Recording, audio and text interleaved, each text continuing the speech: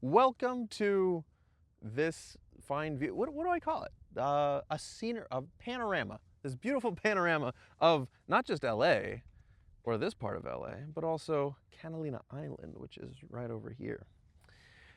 I'm going to talk about one additional thing today that registered really hard. I had a conversation about it yesterday, and it had to do with the interactions of people and this concept that maybe the way that you were hurt, you are hurting, right? Or maybe even better phrased, the way you're hurt is how you might be hurting others.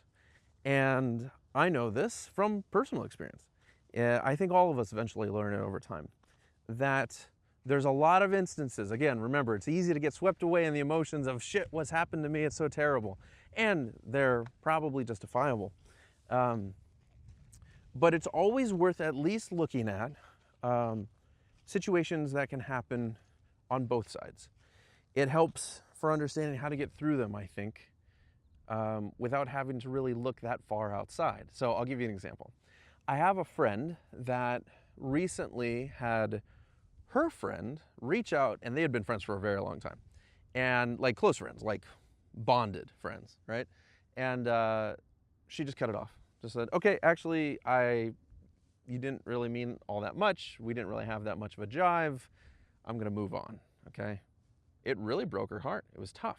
And yet, I remember earlier that day hearing about a friend that she had that was really trying to commandeer her attention by being like, look at this terrible thing that happened to me. Come on, give me something. What's going on? I'm not hearing from you enough about this thing that I'm suffering from. And the same friend was like, this is so much. I just can't really handle receiving so much demand for my attention, especially when it's kind of so negative-ish, like just overwhelming.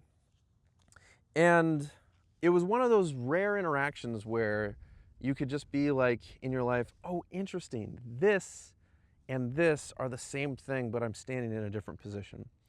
So what was cool about it was that as I sat and listened, it became pretty obvious that the person who was, we'll say, the offender in one, didn't necessarily do it the most gracefully, right? And so as my friend was getting ready to cut it off with the person that was consuming all of her attention, she had this to point to. It could have been completely valid that first relationship had to end, but it wasn't done very well. So what could have been done better that she could apply to this new friend that she was going to have to do the same thing to? And I think that's kind of a larger explanation of how we kind of work. And the best thing we can do is at some point get so good at seeing these things happen that we're able to remove ourselves from the situation. I mean, speaking on esoteric terms, it's a little bit alchemistic, if you're a fan of alchemy. But the topic, the idea of it is that you're above the sway, ebb and flow of emotions. And in the moment where I explained to my friend, hey, these situations are the same, so you actually already know what to do because you were the victim in one and you're the offender in the other. I'm oversimplifying the words, but you get what I'm saying. And so you know what to do, kind of, right? And the response was laughter. It was a bunch of laughter. I love those moments because when you rise above the emotions that are happening to you at the moment, all you can do is laugh. It's kind of charming, right? That this is just, that we're sort of stuck in this constant back and forth tug of war with ourselves. And so my lesson to myself and to anyone watching this is that whatever situation that you happen to be in, whether good or bad, you've probably been on the other side at some point. That was a big burp. That was nice. I heard that from far away.